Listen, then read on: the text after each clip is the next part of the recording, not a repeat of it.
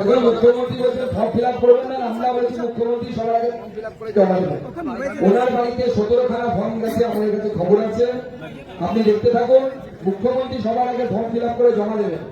উনি বলেছেন বাংলার সব মানুষ না দিলে নাকি উনি জমা দেবে না।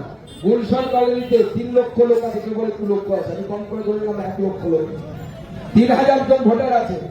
মুখ্যমন্ত্রীকে চ্যালেঞ্জ দিচ্ছি, ওই 3000-এর বেশি লোকের ফর্ম ফিল আপ করে দেখান এবং তাদের নাম ভোটার লিস্টে তুলে রাখা, দেখি কত দম আছে আপনার। আর যদি কথার এক কথার মানুষ হয় তাহলে সত্যিই যেন ফর্মটা ফিল আপ না করেন, আপনার নামটা যেন ভোটার লিস্টে না হয়।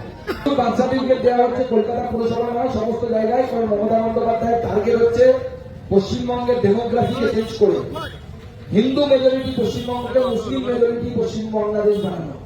এই পশ্চিম বাংলাদেশ বানানোর জন্য ডেজার্টসে বার্থ সার্টিফিকেট দেওয়া হচ্ছে কলকাতা পৌর কর্পোরেশন থেকে, বিভিন্ন পৌরসভা থেকে।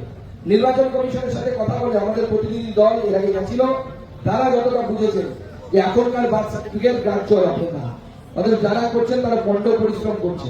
বরঞ্চ যারা অনুপ্রবেশকারী আছেন বাংলাদেশ থেকে, যে সমস্ত মুসলিম রোহিঙ্গা এসেছেন, তাদের জন্য ভালো, তারা রাতারাতি ফিরে যাক, কমসে কম বিএসএর কাছে ধরা পড়লে তো কারণই পাবে।